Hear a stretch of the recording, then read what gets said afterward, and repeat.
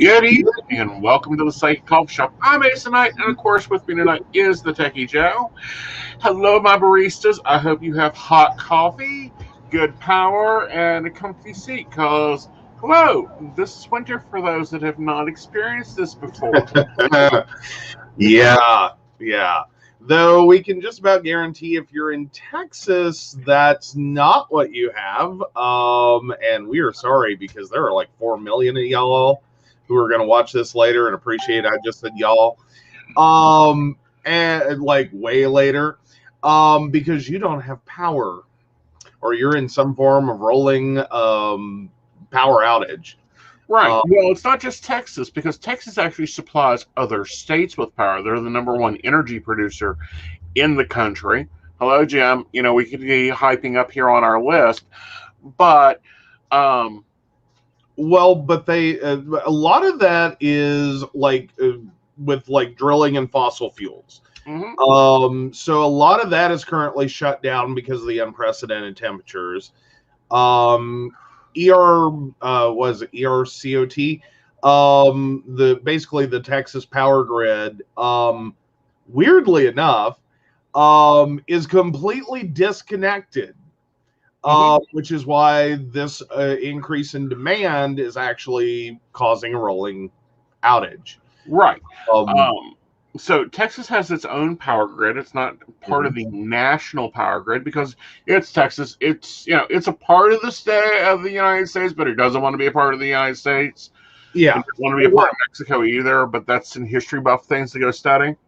Well, actually, and technically was done on the power system side just to basically make wealthy people wealthier and avoid some federal regulations. Right. So keep it disconnected.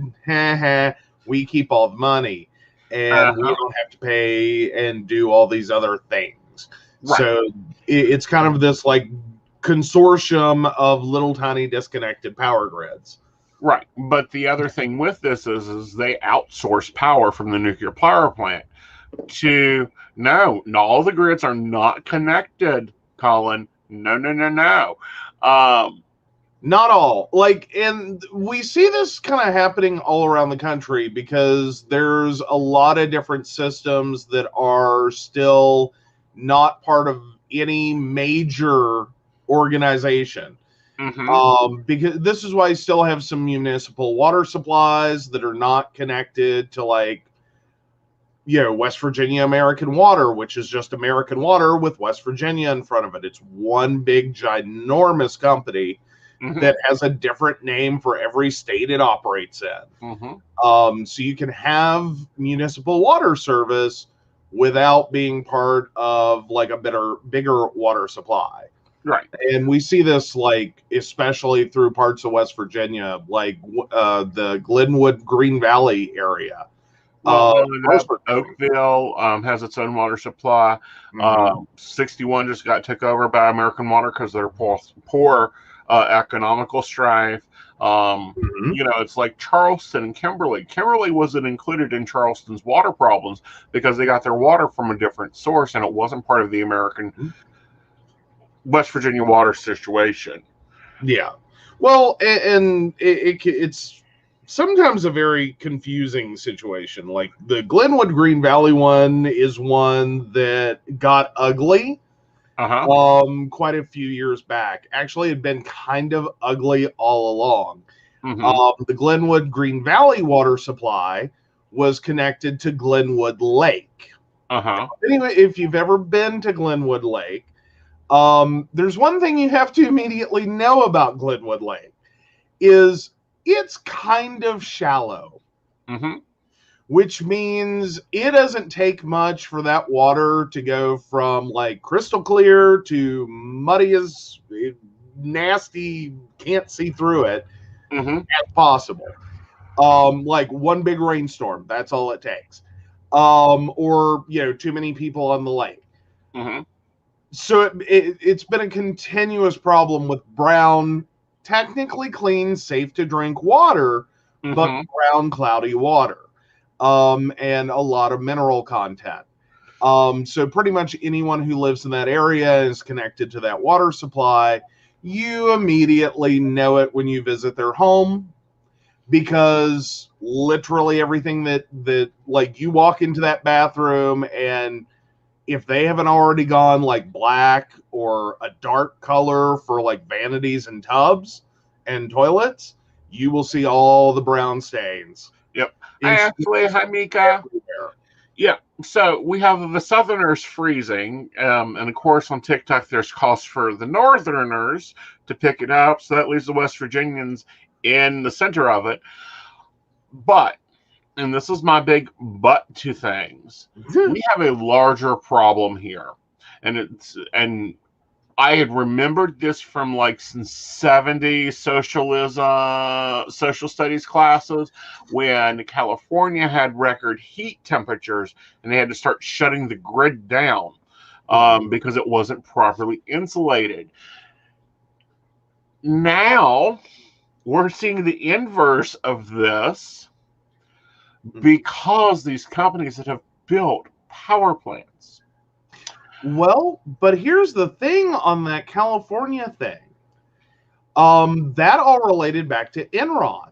Mm-hmm. And what that actually was Enron figuring out that they could earn more money with rolling blackouts. There was never actually a shortage of power in the state of California, and that's what all came out of the Enron scandal. Right. Is they were abusing their abilities to start a rolling blackout to basically mitigate demand. No, honey, I'm talking about in the 70s when they were having record temperatures there. And the lines were literally catching on fire because they weren't insulated, because it wasn't a cold climate. Well, fair enough. Sorry, I was thinking back to the 90s, got stuck there. I know. Go back a little bit older. Was a huge scandal. But yeah, there was yes, we're twinning. Yeah. Yay! And we figured, the first show after Valentine's Day, why not? Right. We twin, which now makes that an incestuous comment, and we'll just move right along. For any y'all overthinking it. But anyhow, now we have the inverse problem. And I had this problem when I lived in North Carolina. One of the homes that I lived in didn't have a heat system. It wasn't built with one. It had cooling only, which is great, except on the mornings when you wake up and there's like a level of ice outside. Yes. Yes. Well, and even in North Carolina, you gotta also realize that, as like weird as that may sound, there can be like some limited times there in which you actually need it. Right. Like, because generally extremely cold temperatures, not all that common an occurrence, not as like West Virginia and higher, or even parts of Virginia will think of. Right. It's sort of like the apartment complex I lived in, who ran its fire suppression system through a breezeway. No one installing that system thought it would be long-term cold enough for the water lines to freeze and bust. Yes. So, flash forward a couple of decades, and we had an extreme cold snap in North Carolina. Right. And all of a sudden, this became a problem. Right. Because the building I lived in, of course, didn't affect me directly, but the building I lived in, the second floor of, so it's a 3-floor building, the second floor opposite side, because it's North Carolina, of course, every apartment complex is a giant maze full of identical buildings that are all mirrored down the middle, but the opposite and in the back, apartment or a breezeway busted. And all this water starts streaming down the back of the building, and there's no way to stop it. Right.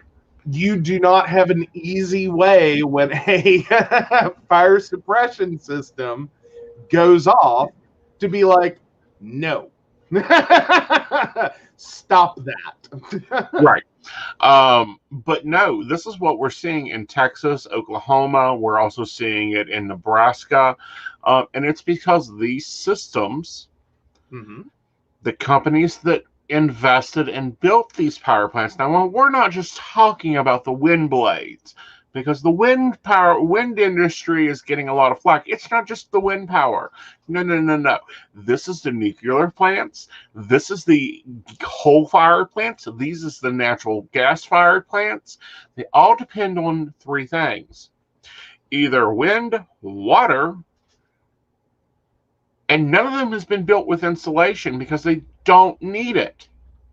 If we put up a wind turbine in West Virginia, we have to install antifreeze systems. We have to install blade heaters. In Texas, because they don't get cold weather up until now, thank you, global warming.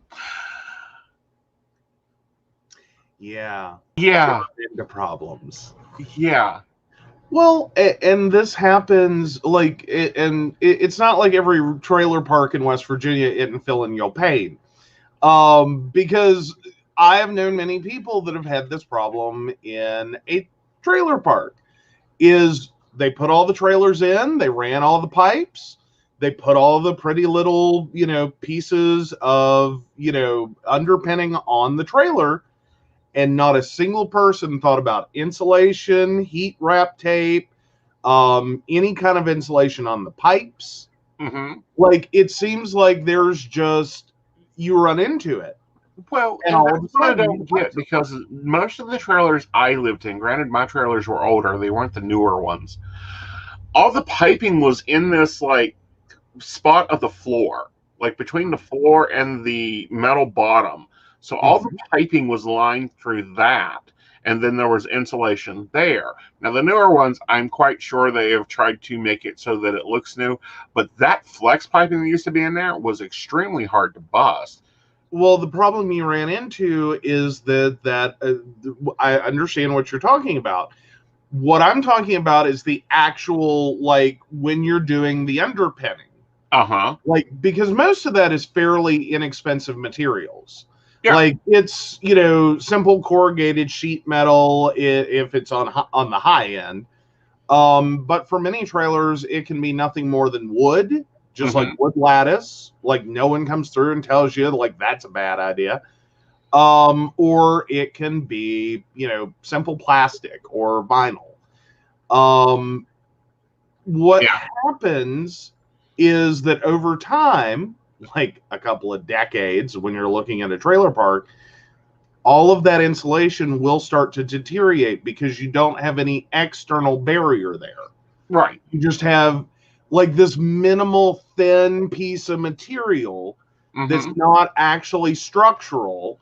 So it gets hit with weed eaters and rocks thrown from, lawn mowers and blah, blah, blah, blah, blah.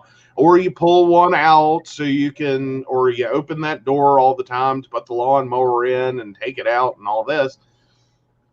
That material deteriorates. That's its only protector, is that stupid piece of, Pink Panther roll of insulation. That stuff breaks down when exposed to extreme temperatures, moisture, and basically the elements. Right, which is why they now require, like, mobile homes to be placed on concrete pads. At least in the state of West Virginia, if you're not building a permanent foundation. Yeah.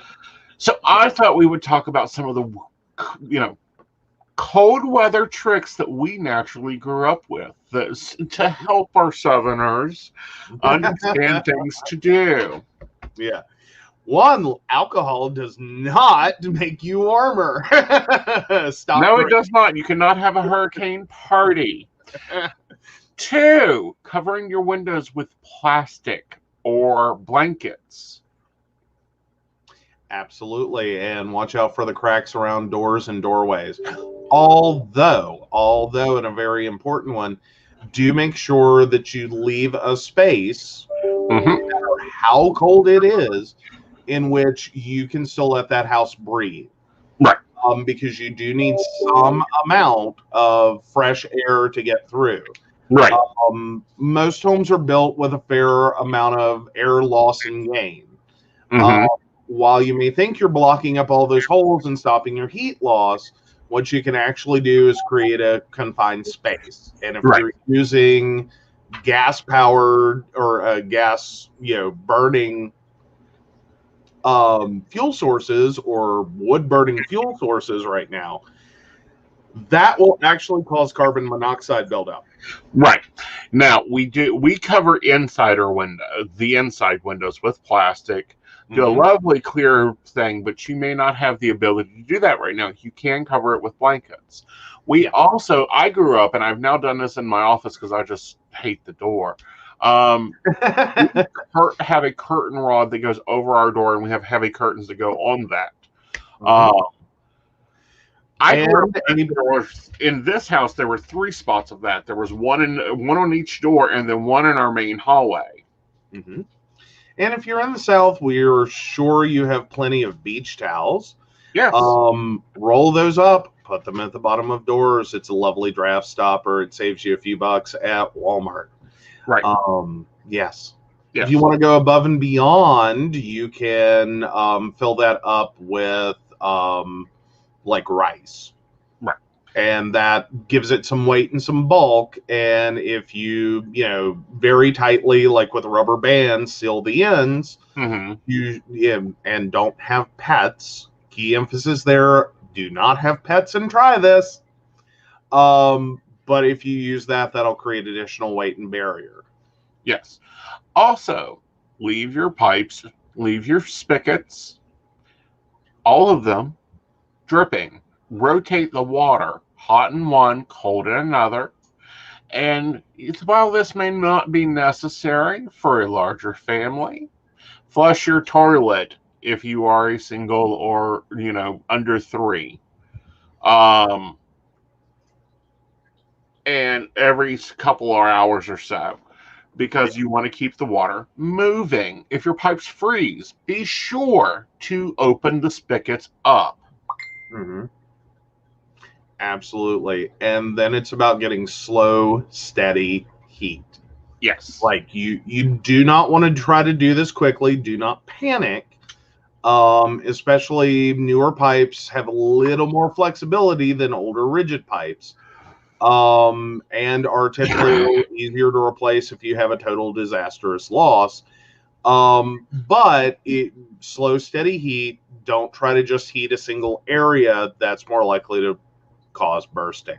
Yes, do not use a hairdryer on your pipes, especially the plastic or the copper. You will be replacing them, and you could actually technically either fry yourself or set your house on fire. Yeah, you don't really want to be holding the electrical device like 6 inches from a pipe when it finally goes boom. Also, I know everyone wants to throw blankets on the bed. This is a difficult thing. I would put no more than 2 or 3 blankets on the bed. You do not want a pile of 6 of them because your body has to breathe. Well, and more importantly, there's a limit. Yes. As in, having the thickness of a blanket will help hold in your body's naturally generating heat. But after a point, it's not helping. It's not hurting. It's just not helping. It's just making everything heavier. Yes. Which doesn't do anyone any good, especially if you have any kind of breathing conditions.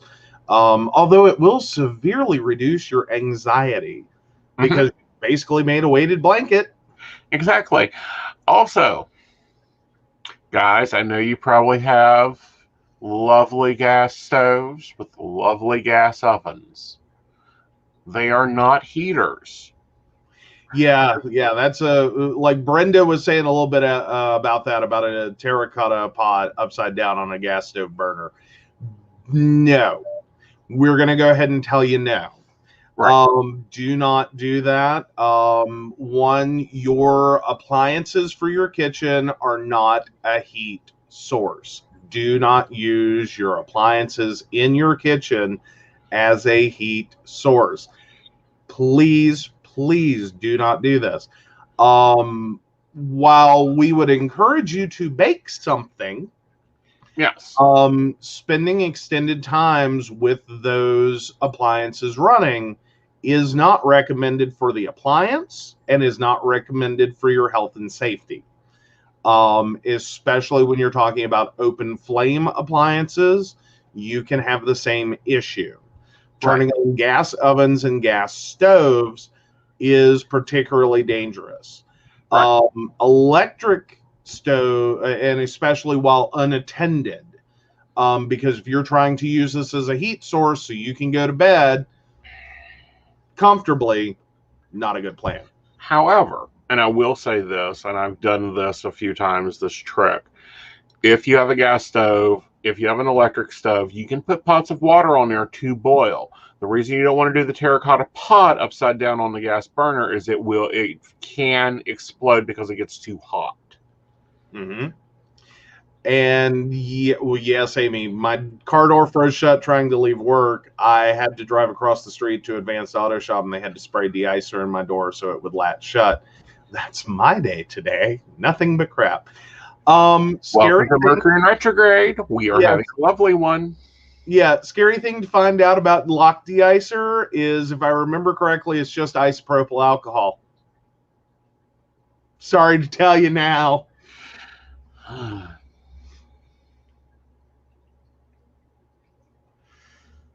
Yes, that isopropyl alcohol.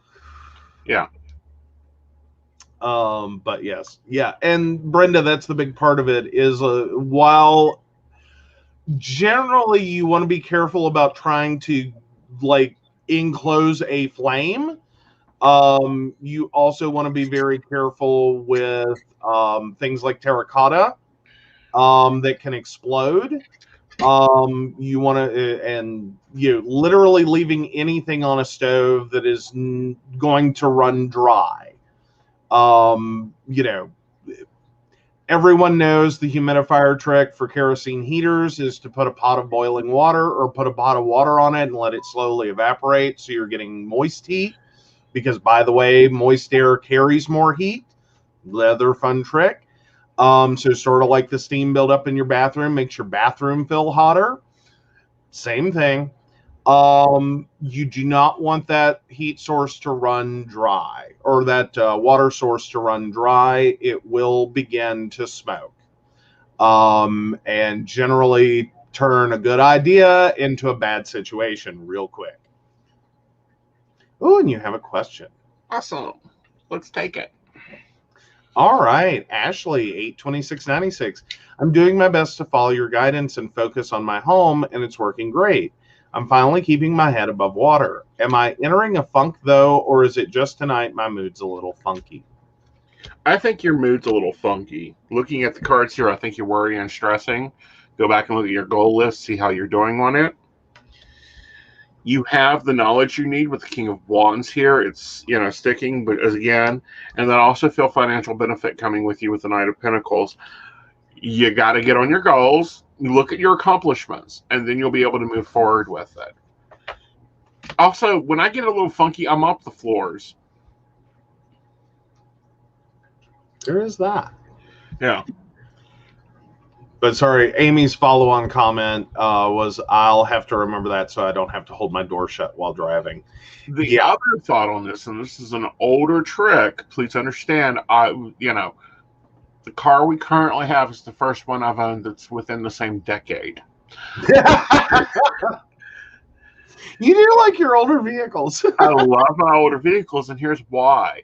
I will take Vaseline and go around the sill of the door and around the little locking mechanism, just regular cheap dollar store Vaseline, and it keeps that from freezing. While it does do that, I do have to point out that those seals are rubber and you are using Vaseline. It will lead to deterioration on those seals. Eventually. Yeah. I'm just saying, like, it would, but it does.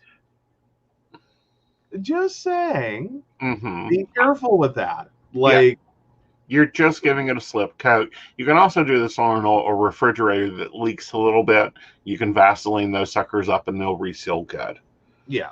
Yeah.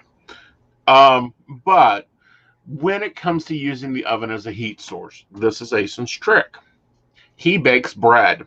he breaks cakes, especially fruit cakes. This is why fruit cakes were made around the wintertime, is because those suckers take 4 to 5 hours to bake at 225 degrees, and then I'll open the door and let the heat soak out into the house.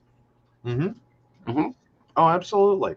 But no, it's just a thing of be very careful with your unattended cooking, like, and especially if you're going to try higher heat settings. Yes.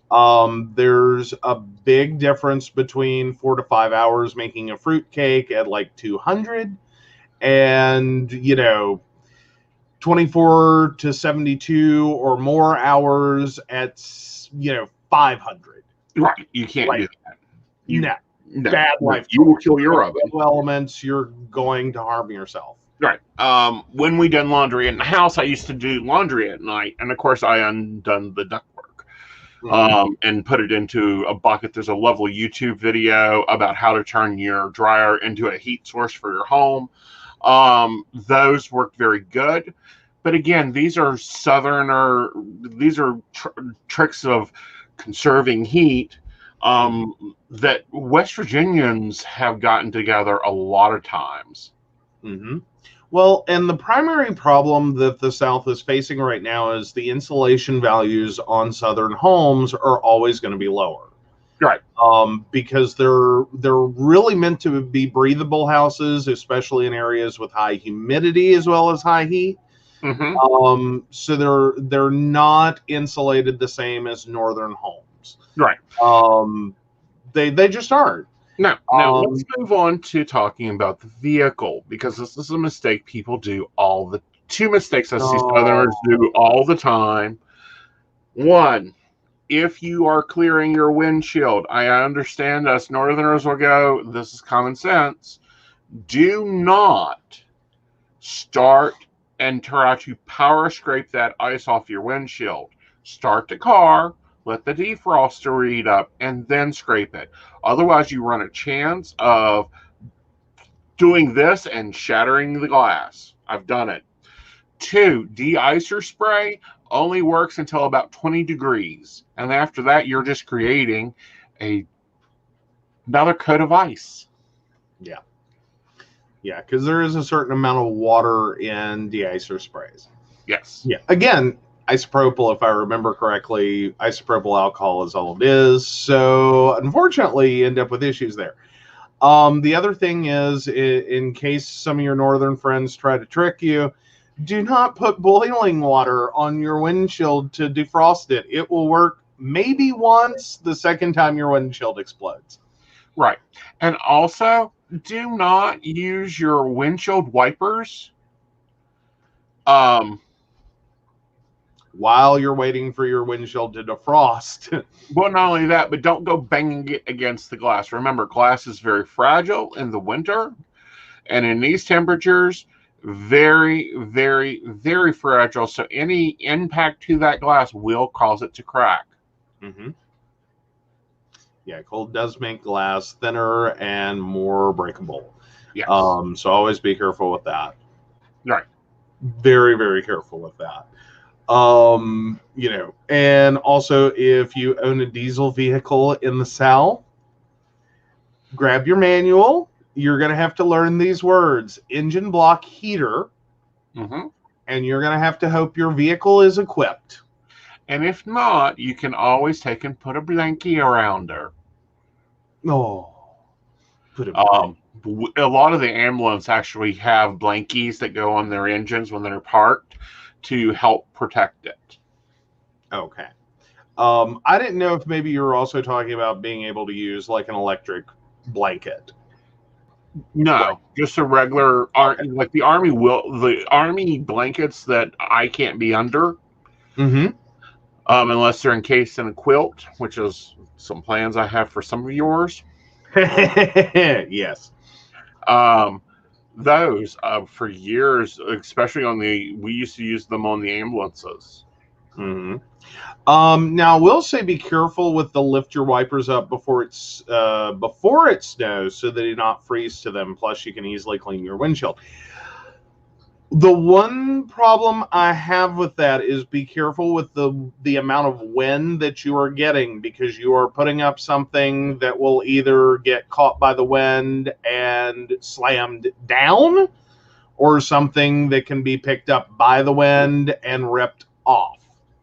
Right. This is where you have to know your storm, and whether it's just a light thing going on, or if it is a heavy-duty, massive, powerful storm system with high raging winds.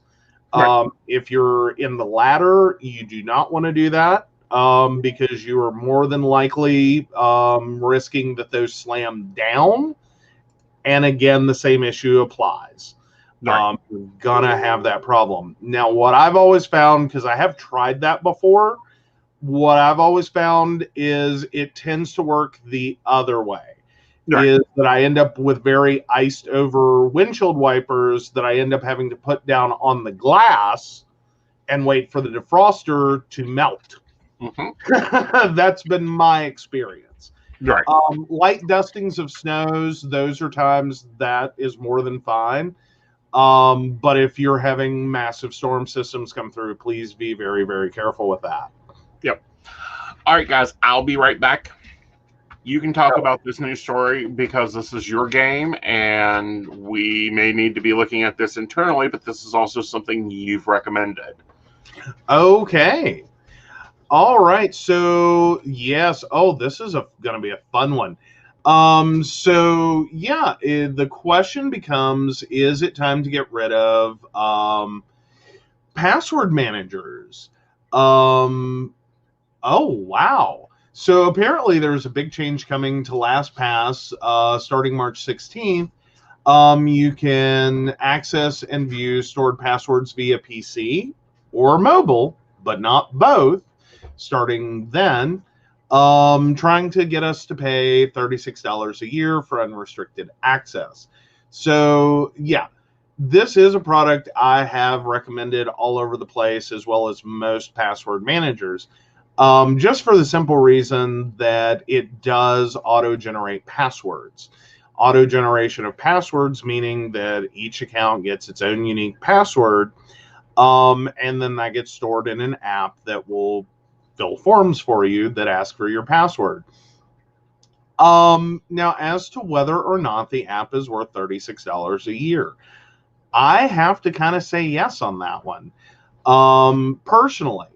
Now, from user to user, that's going to be a little harder to argue on that $36 a year. What I will say is that with these apps, you are gaining a lot of account security. If you've received multiple notices over the years that your data has been involved in this data breach and that data breach and this other data breach and the next data breach, if you're currently in the situation where you have the same password for every single account, those potential issues can cost you a lot of money, or a lot of time and problem.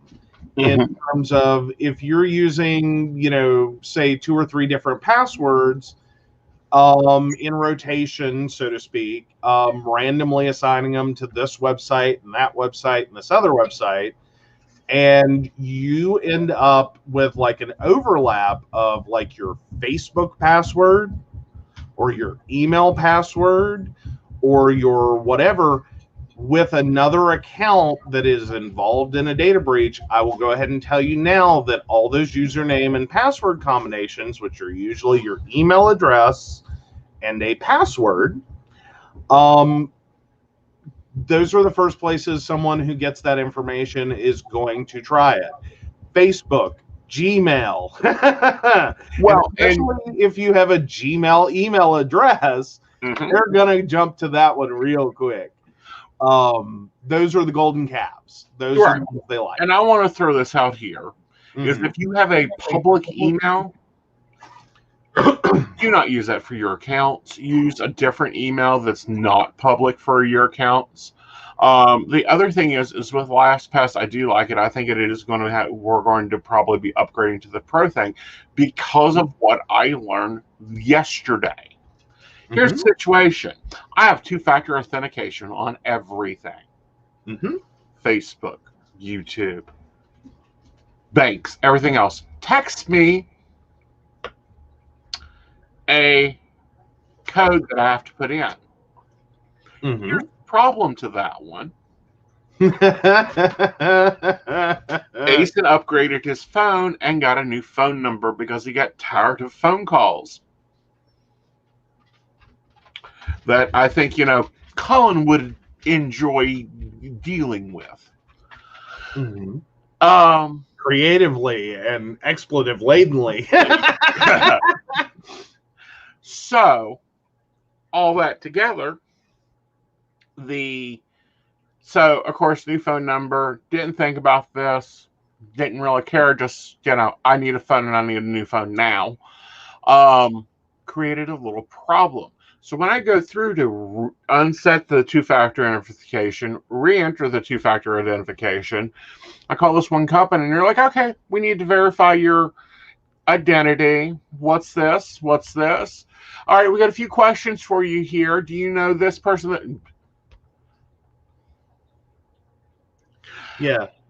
Yeah. This is common information. Well, more importantly, this is credit report information. That's what they basically did, is they ran your social, pulled some background information, the same little verification you would get trying to access your credit report. Name a vehicle you have owned, name a, like from a check down list. Yeah. Name a street you've lived on, name a blah, blah, blah. Right. A lot of that information can be common. A lot of that information can be stuff that, which particularly applies in your case, a former partner knows. Because you do have the, and we've talked about that a little, you do have the one ex that has been creative in ways to still keep showing up. Yeah. And we were using these words liberally. But, this is all information that if you know someone well enough, like, you can start rattling it off. It's kind of a scary situation. In terms of LastPass, though, it does give you a lot more security in the formation of those passwords. People forming passwords, creating passwords, of course, want to not forget their password. The problem with that becomes when you do that, the human brain is going to try to pick words that have meaning to them specifically. The issue often becomes and sorry, IT guy, things that tick me off. Your password is password. Your PIN number is 1, 2, 3, 4, or some other sequential numbers. It is a mirror of itself, as in it's a palindrome. Like, 1991. So once you figure out 2 digits, it's real quick. And typically that'll be related to a year you're born or part of your birthday or anything else you can mirror. So like if you're born on the 29th, it may be 2992. Yeah. I've seen this. It's typically can also be related to a child's name, a child's birthday, things like this. That once you know someone, and I will point out here, I had an ex that was a master, and it was scary, of password cracking. Like, no other computer skills did this person have. But I will guarantee you, if you dated them, they opened your email without you. Without an issue. No problem. Right. Within 3 tries, like, had figured it out. Like, this was a constant thing for them. Like, they did it to everyone they dated, and I went, wait a minute, did you do that to me? Yeah, I'll take that as a response. I know the answer. Uh-huh. So, oh well, I don't care. I did nothing to get in trouble for. So I think this is insurance. Do what now? Oh, you see it as insurance? Yes. How do you mean? The $36 a year should be treated as an insurance write-off. Absolutely. Well, because especially if you're dealing with Facebook and trying to recover a Facebook account, I will say that that's not an easy process. And I have been through it once. Related to an ex of mine, not the same one I was just talking about, actually. Yeah, he has a pattern of dating hackers. Password hackers. Like, no other computer skills did this one have either. None. And actually, no, it wasn't even hacking, really. What had happened was, this is well before LastPass. And I had stupidly overlapped my Facebook password and I clearly remember it, Domino's account password. And in the course of dating and the fact that they ate so much pizza, eventually I was like, here, just log in as me and, whatever. It's fine. Just, I'll pay for dinner. They apparently had gone through with that password to check it for everything when we broke up. I was like, oh, God. Yes. I didn't even realize how many things that was related to until I got a lovely, breakdown. So, yeah.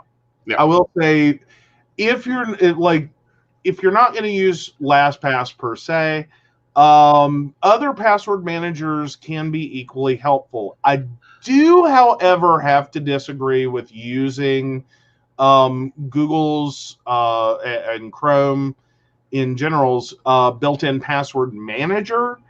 That one I still don't like. It's a little too wide open. You don't have the same controls that you have with LastPass. LastPass itself, it's a play on how it works, is you create one LastPassword, as in the password for your LastPass account. You can also tie it to, on a phone app, to your biometrics. So you can, scan a thumbprint to unlock the app. But in doing so, you have a password, and it will prompt you periodically. Log in and authenticate that it is you, especially if you haven't used the device or you haven't had to log into anything and use the app for 10 minutes or so. Yeah. And actually it does work on iPhone and Android. And it's really good. Now Colin says none of my exes wants anything to do with me. No, but the guy down the street may want to access your bank account. They can do that by going through your root email that you sent them an email telling them to get the dog off your lawn. I mean, it's surprising that if you look at people long enough, and this is what the ex I was previously talking about, what the conversation we actually had to get into, and this was many years after we dated, because we remained friends. But the conversation we got into, I just had to ask some things because I knew there were people that can naturally do this. And the mental tree, and they didn't realize they were doing it, but the mental tree that they went through was this whole, they had a mental filing cabinet for the most random bits of information. Some of it normal, but they would just think about it and just start putting it in different places of importance. What's your dog name? What's your dog's name? What's your cat's name? What's your, favorite sports team? What's your model of car that you love the most and talk about all the time? What is, your mother's maiden name? What is your, all of this information just filed away for them the minute you said it. The last 4 digits of your social security number. Oh, that was her favorite. So yeah. Yeah. Because a lot of people use it as a PIN number on their account. A lot of people will use it as a part of their password. Mm-hmm. Because this is what you go through. And this is what I've gone through with mine. I had a data breach, i.e. my stalker was able to access one of my accounts, one of my root accounts. Mm-hmm. He then hops over and unlocks my other account that at the time was my public email account. Not hard to do. He then gets access to my bank account. He doesn't use a penny in my bank account because he knows that's a federal crime. He deactivates my debit card. He then with how this all came out. Yeah. Like, my card doesn't work. Yeah. I have money. There's money in the account. I have money. He then hops over and is able to access, because he has my main email account, he has access to my PayPal. He goes in and does the same thing. He doesn't use a PIN. He doesn't buy anything stupid. He just deactivates the card and changes the password so I can't even get into the account. Then he hops over to Facebook. He doesn't message anybody. He doesn't post my nudes, anything like that. He just sits there and reads my private conversations and then starts commenting on pictures. And I'm like, I didn't say that dress looked pretty. Dear gods, did I say that dress looks pretty? Maybe I did. Maybe I didn't. Yeah. Yeah. Like, it was a bunch of really creepy things. Yeah. Like, that's what this whole ordeal worked out to. Mm-hmm. It was on the creepier side. Right. Not the clear and obvious, I'm trying to trash your life, I'm trying to ruin everything for you, I'm trying to ruin your career, I'm trying to leave you bankrupt. It was all subtle. Just little things, that leave you sitting there going, I don't think it's cold. It kind of sounds like me, but it doesn't. Yeah. Or it's words and phrases and spellings that I use, but I didn't say that about that. Yeah. It was the weirdo kind of, it was super weird. Yeah. And these are what's called subtle stalkings. It's to let you know that they have access. Mm-hmm. Because up until I used my debit card, up until I tried to use my other debit card, up until I tried to use a backup account that I only used to buy certain things, did I even realize that, wow, my whole wallet is full of plastic. Yeah. Our lives are full of plastic and accounts and logins and passwords. And no, I'm saying that, it wasn't a access information. It wasn't the cards aren't, cash. It's just now they're plastic because they've all been deactivated, reported, stolen. Mm-hmm. Mm-hmm. Yeah. And now it's an inconvenience to go to the bank and write a check and be like, please let me have my money now. Yes. Or, I need you to go, or I need you to go over to this, get this out. I need this. Yeah. Yeah. Yeah. There were a lot of things that happened with that. Right. And I will say for the because I had an ex that I think it was a couple of days after we broke up, who did all this to me. Went through, reported my cell phone stolen. If you've watched the show, I went on a whole rant about how easy that was to do back in the day, 2007. That was a super easy thing. I ended up so ticked at that cell phone company. Mm-hmm. But it was all little things like that. I lost an email account, I lost a Facebook account. I have not gotten either of those back. Mm-hmm. Actually, there's two email accounts and a Facebook account I was never able to regain control over. Mm-hmm. The Facebook account, I actually had to finally report it as as not mine, so they would delete it. Mm-hmm. Like it was stuff like that was just like one of the email accounts I'm still upset about, sort of. It's a long story. It was my first email account, that kind of thing. Lots of teenage years spent in that account with that profile, with that username, with a friends list. People that, like, I don't remember their screen names. I had real names on them. That I couldn't contact right now if I tried. So, a lot of this got really sad. But it all started off of a stupid password for Domino's. Mm-hmm. So, yeah, that's just kind of where I'm at with that one. It's insane the amount of things that can happen there with just like a password. Mm-hmm. One stupid password that you're not thinking about and what it's connected to and what all you're using it for. And yeah. So I was just going to say, LastPass is just my favorite app. Yep. There's many others out there. Do be very, very, very careful. You are looking for an app that locks itself down frequently. You are looking for an app that has a random password generator. You are looking for an app that, if it does not tie to biometrics, at least prompts you frequently for that password. Right. And I'm loving biometrics, thumbprint, in 5 years, they've got the facial thing, but it ain't ready yet. It's not ready yet. But even if that, like the fact that someone has to, at least work a little bit. Right.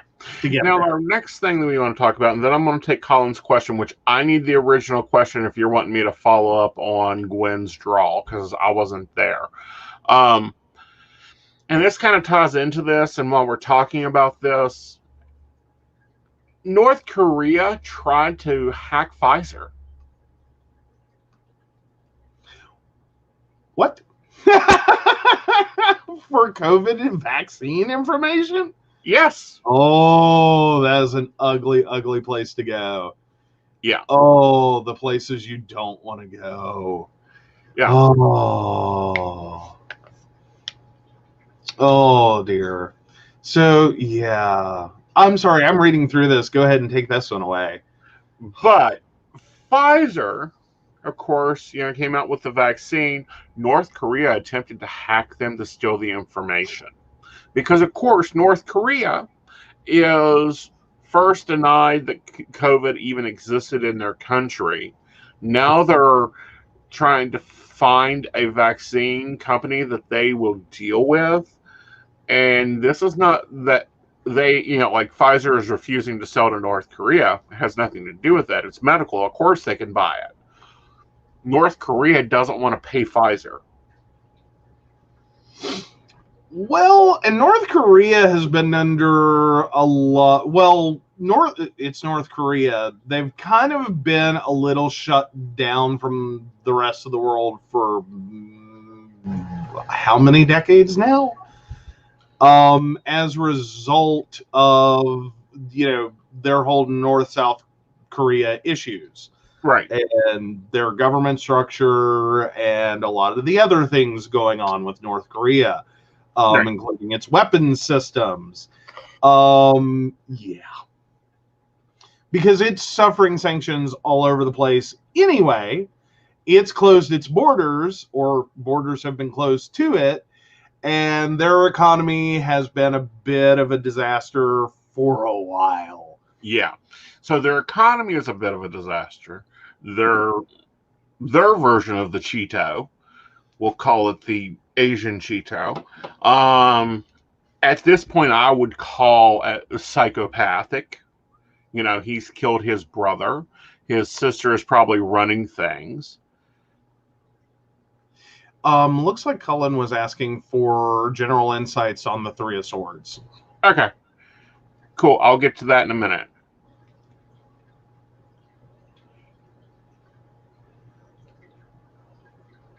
There we go. Okay. Ashley, I'm trying to understand the lettering here, honey.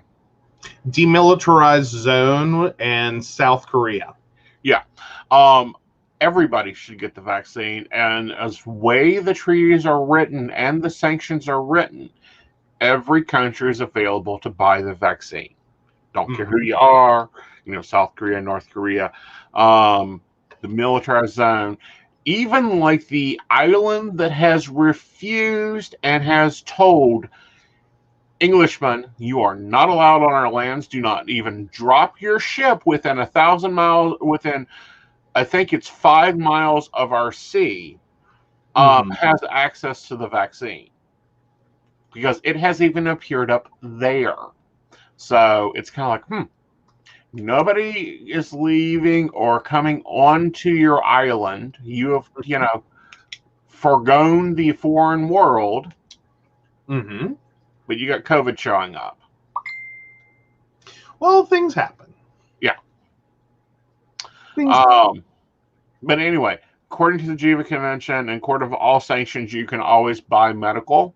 So therefore, they would be available to the vaccine. But they did not want to pay for the vaccine.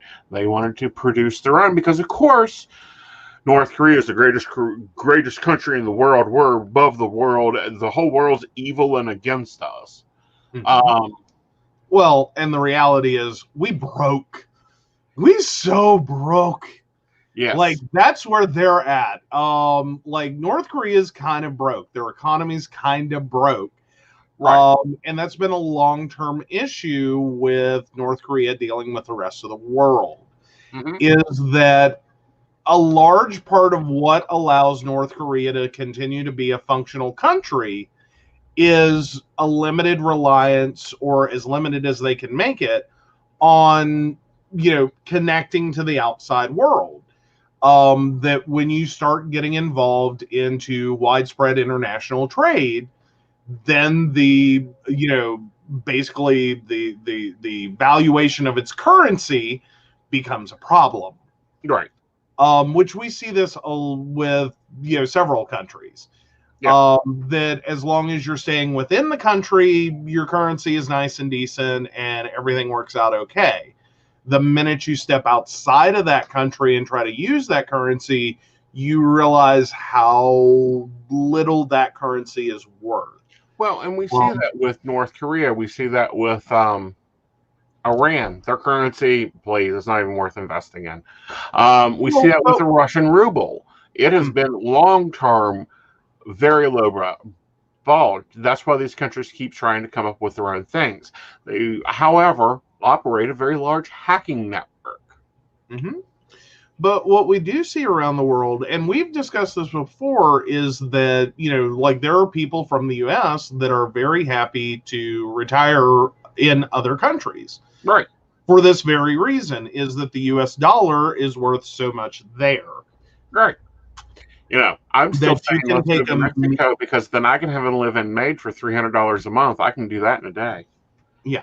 Well, what I'm getting at, though, is just the fact that, that modest retirement account suddenly becomes a very big boon in another country, because in terms of exchange rate and currency valuation and what that economy turns a dollar into, it's worth so much more. But when you're talking about a country like North Korea trying to use its currency to, or more importantly, an exchange of its currency to buy vaccine doses, you're going to run into problems. Right. As in, it now becomes very clear, obvious, and apparent how little that money's worth. Right. And this is where, and he may not do it for, I'm sure he'll do it for North Korea, but this is why, Bill Gates is infusing so much money into this, is because there are countries that can't afford the vaccine. Right. Like, literally, their GDP is lesser than his pocket change. So in a free and open market that we have, that country would just suffer from corona until it is totally killed out. Or it survives, or worse off, or the worst possible situation, it mutates into a worse form. Right. As we've seen with the South African variants. Right. We're already seeing the mutations occur. And that's what you're going to see in any, we see this with the flu. This is how, we go from the flu is just this benign thing that you get, to H1N1, swine flu, avian flu. These are mutations in a strain of a known illness. Mm-hmm. COVID is now a known illness. And as it passes through, that virus is just going to get better and better. Mm-hmm. It's going to, these are predictable things that, like an epidemiologist would say, but the longer it proliferates through, countries and through society as a whole, the smarter the virus is going to get, the more medication and treatment resistant it's going to get, because survival. Right. That's what it's trying to do. This is where the line of you want to eradicate before it spreads becomes important. Right. Because the more it spreads, the better it gets. And the better it gets, and the longer it goes through, this whole process of like what gene expressions work and which ones don't. You're seeing evolution in a petri dish, literally, right. Happening rapidly. Right. Whereas if everyone would smarten up, get a solid vaccine into them, there's no place for the virus to go. Right. Right. Right. Well, or you at least so limit it. Mm-hmm. Like it's hemmed in. There's only so many iterations. Like it gets a lot slower versus having a whole society passing this around back and forth, back and forth, back and forth. Because we've already seen that once you have it once, didn't mean that you weren't going to get it again. So once it starts getting passed back and forth, back and forth, back and forth, this is where this happens. This is why we have med-resistant strains of other illnesses. That whole thing about take your antibiotics, which is not viruses, but take your antibiotics is, completely take all of them, even if you're feeling better, is because what can happen is you can have that virus or that bacteria get smarter and go, oh, okay, this is how I resist this. Right. All right, so let's take on Colin's questions. We're going to do things a little differently. All right. So Three of Swords, also known, go for it. You read that part. Well, sorry, I was just going to say Cullen 1554. And had a question about getting a Three of Swords. Yeah, Three of Swords. The basic meaning is heartbreak. The advanced meaning to this, and it depends on whether it was upright or reverse, this is also called the Three Musketeers. This is where you team up or you adjust yourself to get through that heartbreak. It is about change. It is about pulling together, but it's regaining those parts of you. When we look, and I went ahead and pulled 3 cards on, okay, what in the heck are we talking about here? We're looking at the 7 of Cups. This is your goals, your affirmations. We're looking at the Chariot here, being you overcoming and having problems and having to deal with those difficulties. And then we again get a 3 when we look at the 3 of Pentacles, which I call the multiple income streams problematical situations. So with the 3 of Swords popping up there and then leading into it, I would say that you may want to evaluate your financial profiles. You may want to make sure that what you're working at and what you want to do is what you really want, and that it's not dividing parts of you. Okay. All right. So that was my news beat. What do you got tonight? Oh, I don't have much, but it is an interesting phenomenon. So there is a story about a TikTok creator going around, and watch me be stupid and close the tab. Basically, he saw this is a younger TikToker, saw a young girl in a situation with an adult in which she did not look very comfortable in. And he decided to turn on his camera, go over and approach her like he knew her, and basically try to give her an out, which she immediately got the penny drop on and was like, let's go. Right. To get out of an uncomfortable situation, which is basically how she described it, as, this was going weird. So yeah, I'm like, one, I'm really, glad she got out of that. Two, really glad he went over to do that. Three, I think I would be almost, well, one, as an adult, I'd be mortified to try this, but two, I don't know that I would have caught this necessarily. Personally, as an adult, I run around with blinders on. Like, you run around with blind, we have been at the same intersection and I've waved at you and you don't see me. No. I'm evaluating whether you are going to hit my vehicle or not. That is all I am doing with you. Like, is he going? Like, and it's not even a he, she, they, anything. It's I'm literally focused on the vehicle and what the vehicle is doing. I am driving a car. Right. But this is a TikTok warning, and it has been a Facebook warning for a while now. If a female walks up to you and acts like she knows you, for men to go with it because they're uncomfortable. This is just it playing out in action. And we're seeing more of a widespread of this, of it being that situation of there's some things out there that just aren't going on good. Now, something good did happen for our TikTokers and us YouTubers. Now, we haven't gotten to see the contract yet. But the contract of the SAG is finally including us in their bargaining packages. So I wonder if that's going to be related to, like, follower counts. I don't know. I think it's going to be related to income, which, of course, our income is our baristas. Thank you so much, guys, for our baristas. We do appreciate it. That's our monetization. But I think it will be tied to monetization. It'll be tied to probably promotions, promotional material, and that opens up a lot of things. Right. One, a lot of protections, but I think that also opens up, like, insurance benefits and other things. Unemployment benefits. January and February, when ad revenues go down, they can actually claim unemployment through SAG. It's going to be a lot of benefits for the promoters. This also fixes something, because we've had a lot of children influencers who may not be getting the best package deal with their parents. They may not be, they may become the only package for their parents. We see this with a lot of influencers who came up as children. Their parents were actually over their finances.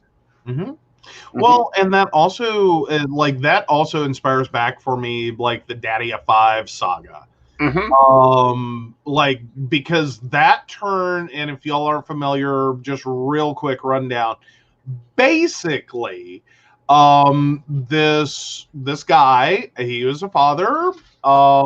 He, is living with his second wife, if I remember correctly, with the children from his first marriage. And basically creating these, like, almost terrorism videos of these children. Yeah. While claiming that the kids were in on the joke, they totally knew what was going on. They were not terrified. Like, literally anyone who watched it came away with the opinion that's either the best child actor I have ever seen. Someone get a deal to make movies because he's the next Macaulay Culkin, or that child was legitimately terrified. Right. So yeah. Right. That became its whole drama. The ex-wife got involved. Apparently, it was a really ugly divorce. She, if I remember correctly, ended up getting her kids back. Yeah, like Child Protective Services ended up being called. It was a whole thing. Right, and that's one of the stories that Philly DeFranco broke and was the headliner on. Oh yeah, like it was bad. Like, and it wasn't just like, because now Phil DeFranco like stitched together different clips to do like his presentation. Right. I'm kind of on the other side of YouTube every once in a while, and especially on those kind of issues where you start stitching together clips. Is just like, wait a minute. You can literally sit there and cherry pick content and make someone look really bad. So I'm like, okay, deep dive. And that was personal, just a personal deep dive. Went into the whole thing and was like, Daddy of 5 videos, here we go, and started watching. And I'm like, I think I was 3 videos in before I'm like, that's either the best child actor I have ever seen, or that child is legitimately terrified right now.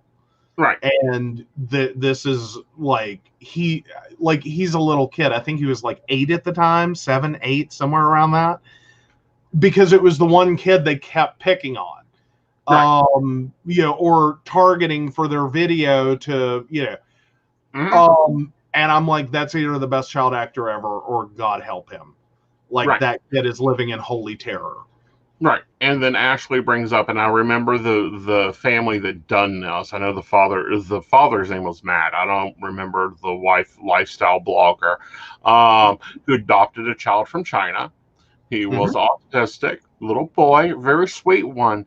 And then they rehomed him like a bad puppy that wouldn't quit peeing in your house. With SAG becoming involved, that may not be available any longer to them.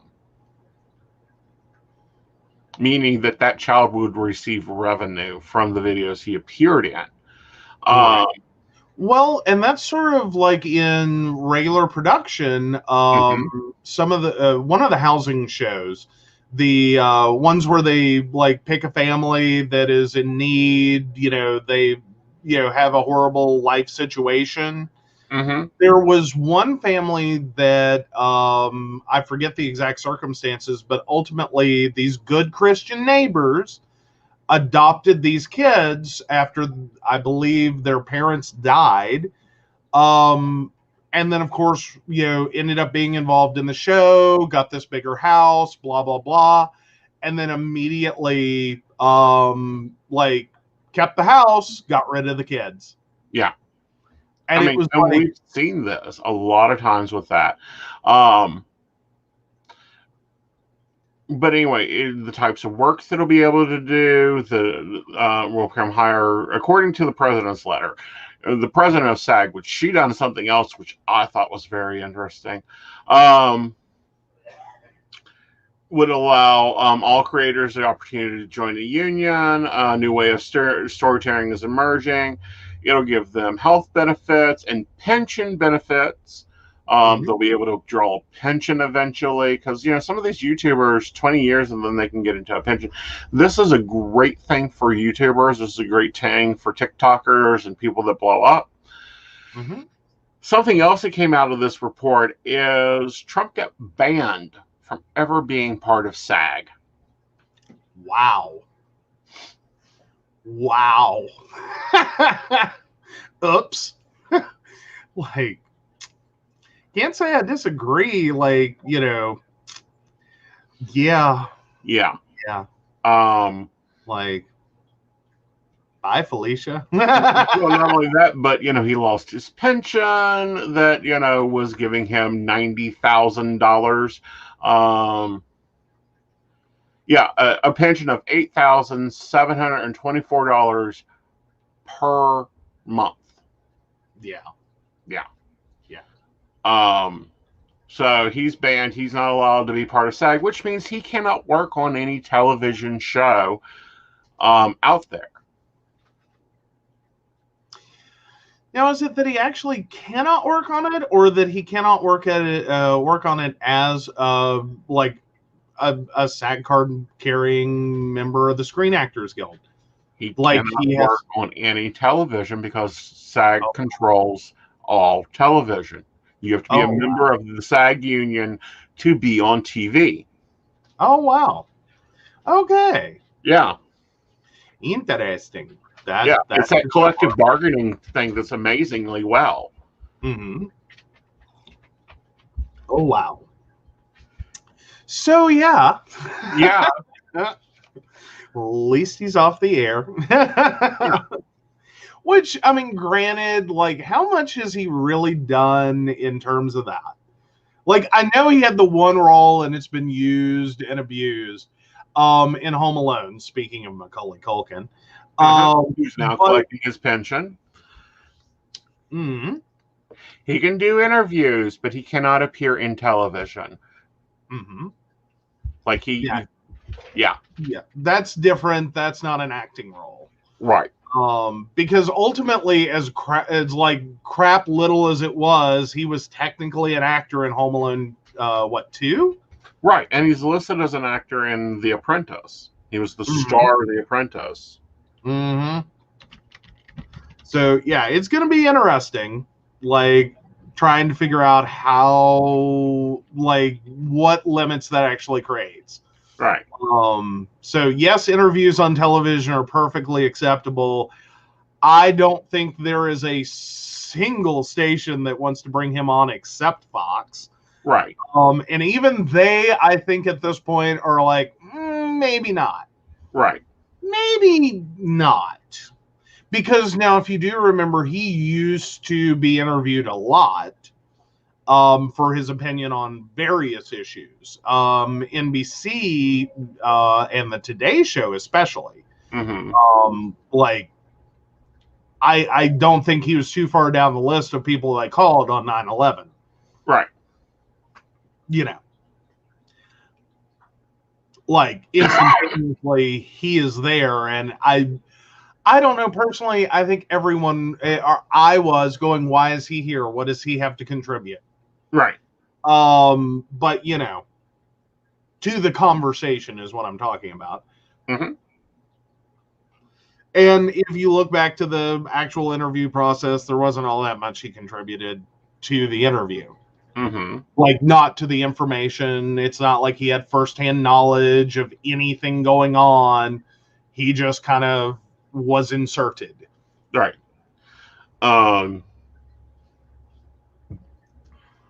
But yeah. Yeah. It's a crazy world we live in, but I love that. You got kicked out of the Screen Actors Guild. Mm-hmm. That is very good. That's very important. You know, and we're seeing this all over the place. He's being removed and kicked out, and the stuff that he done to us for 4 years is being rewritten. Well, it's reaping its benefits. Mm-hmm. Like, you know, if you're a reap what you sow kind of person, this is definitely, he sowed a field of bullshit and he is reaping it. Right. By the truckload. Granted, slow snowball. It's a small snowball, but it's growing. Mm-hmm. So, and it's getting bigger.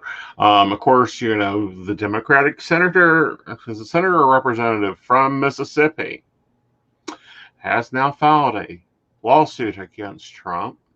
Mm-hmm. Trump's son-in-law, Trump's son, Rudy Giuliani. This is now 2 suits Giuliani is involved in. Mm-hmm. What's your take on this? On that lawsuit specifically, I think that's a pretty open and shut one. Mm-hmm. Like I think that's just take the testimony for the second impeachment trial and run it. Right. Just run it. Like, that's your whole case right there. Like, do you even need a lawyer? You just need a DVD player. Mm-hmm. Like, just, Your Honor, I submit as evidence. Well, now the NAACP is backing the lawsuit. I look for other senators and both Republican and Democrats to hop on this lawsuit and join in it. But other good news, Anthony Fauci has won a $1 million Israeli prize for his work on COVID-19 and other infectious diseases. The prize is for defending science. Yes.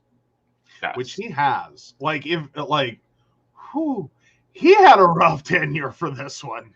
He's had a rough tenure in general. I mean, I feel like he felt very much silenced when he is our top epidemiologist.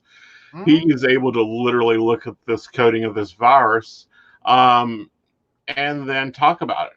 All right, let's do some hot takes. Go find me some news. Go find you some news? What? Yes. All right. So you like BBC UK for that one? Yes. Oh, let's see where we're at in the UK. Oh.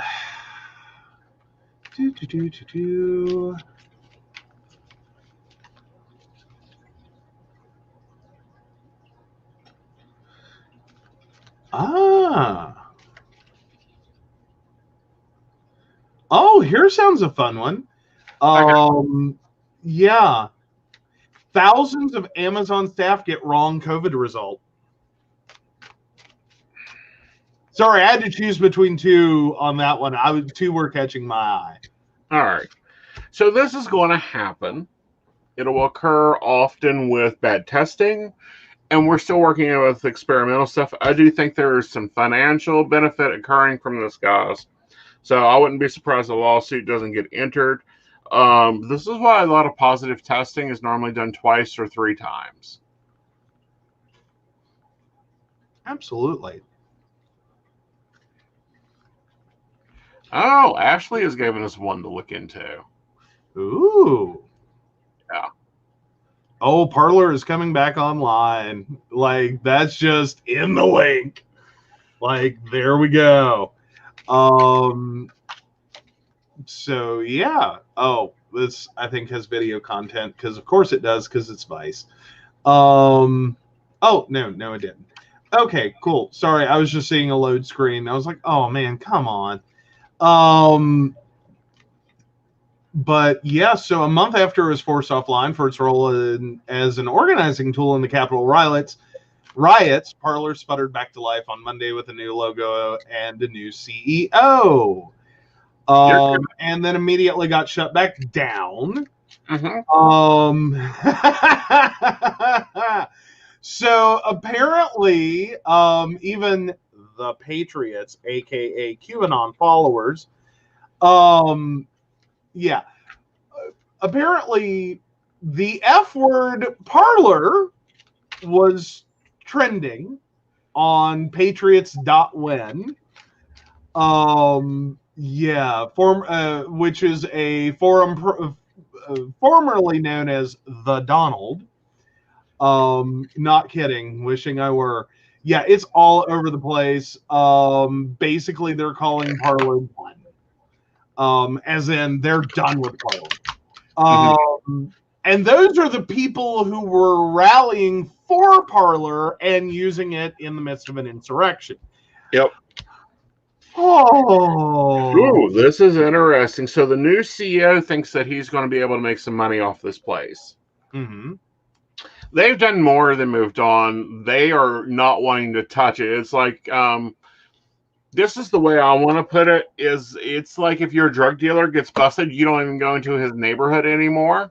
This is the same situation that's seen as tainted. So the left won't touch it.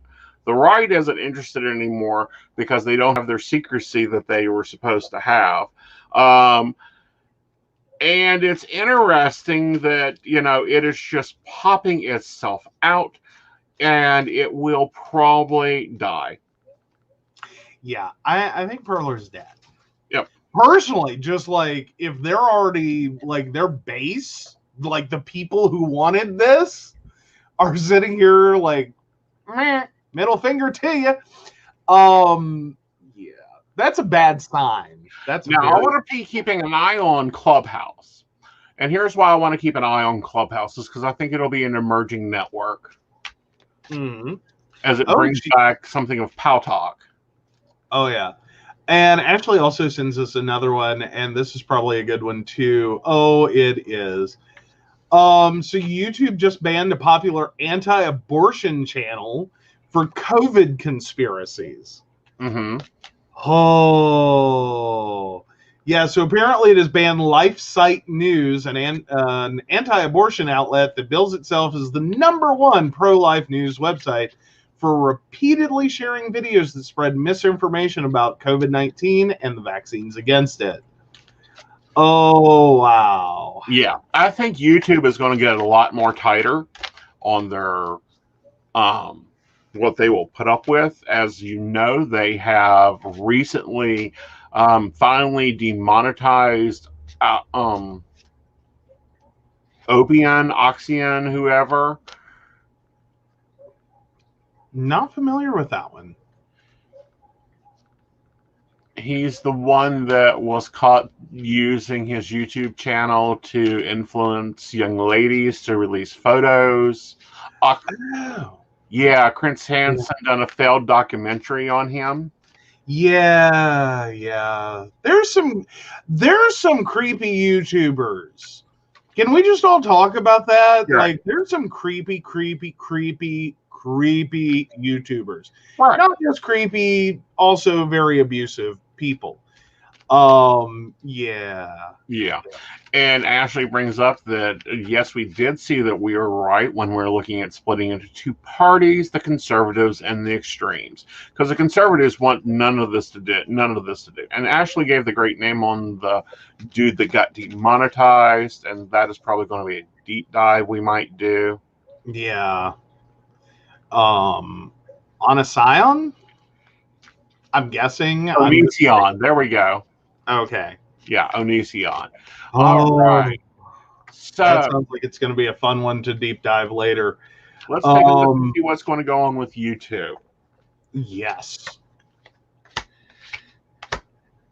All right. So, one, they're looking at how much money they're making and where it's at. They're looking for new ways to make money, i.e. the YouTube Shorts. We've gotten a lot of information on them. And I feel like somebody returns to YouTube that makes a scandal, and it brings everyone back into YouTube because people are getting tired of the old formatting. But here's how I'm also looking at this when it comes to YouTube. I think YouTube will be changing things up. It will probably become more like a Facebook video-based platform. But is that for the good or the bad? I think it's for the good. Okay. My other question on YouTube would have to be, like, where is it going to be headed towards? Like, YouTube's gotten a lot of flack for demonetization of what is considered adult content. Not so much that it's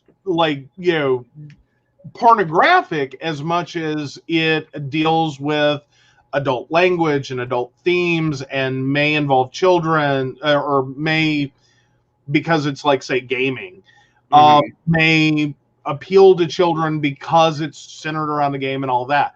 Where do you think we're headed with that?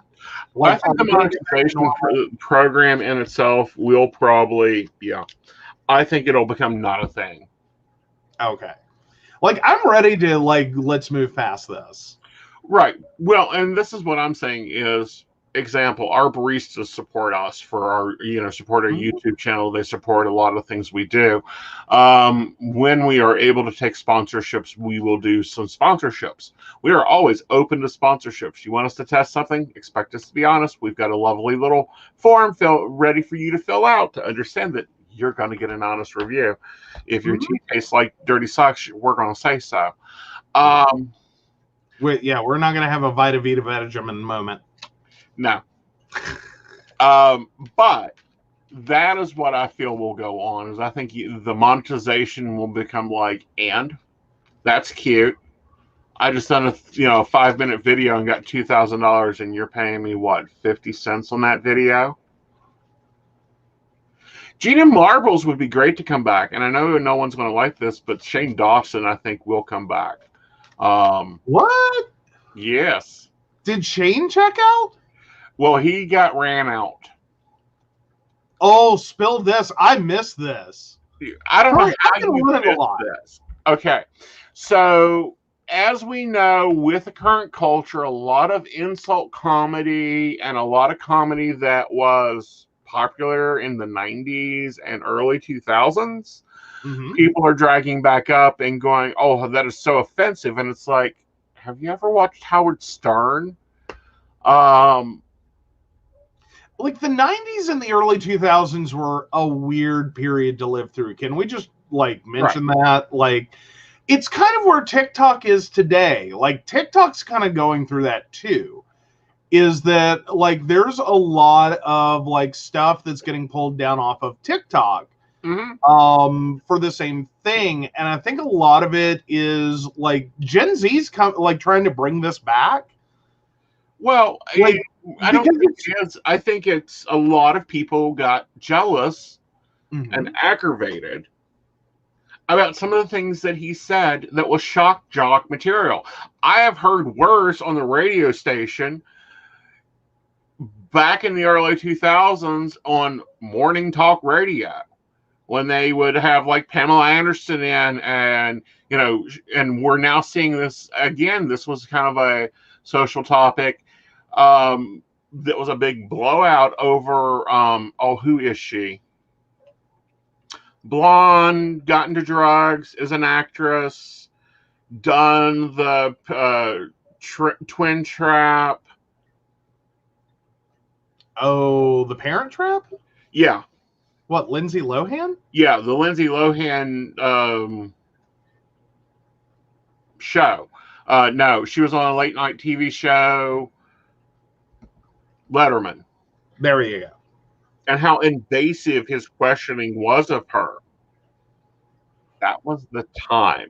Yeah, I'm talking about the Sequisha skits, which if you go and watch Whoopi Goldberg skits from the same time period, it's the exact opposite. Well, but there's a lot of stuff going, like, I don't know. I think it's kind of, was it wrong then? Yes. Is it still wrong now? Yes. Is it something you can always blame someone for? No. Which is a really weird answer to give, and I know that. And here's my take on it. You're like, if you're digging that far back into Shane Dawson, then you're talking about like the 100,000, 10,000 like subscriber days. And effectively, you're going to be talking about a lot of the time mimicking what you're seeing in current culture. Like the things that people are talking about at the water cooler, the things you're seeing, shared by others, the things you're seeing other people talk about, that you're seeing on SNL, that you're seeing on Mad TV, that you are seeing, plastered all over the place. If you're going that far back, sometimes it does help to have a little bit of a cultural anchor to as in timeline of what's going on in the world at the time, what is popular media, what is the thing. Some of this is going to be based on that. It's also important to realize, depending upon how far back you're going, people can evolve. And look back and be like, oh my God, I can't believe I did that. It happens. I think we should all be growing individuals. I think for the most part, Shane is. He's had a lot of like cringe reacts to his early videos. As in he goes back and looks at the content and goes, oh my God, I don't know what I was thinking. Right. Oh my God, I tried so hard.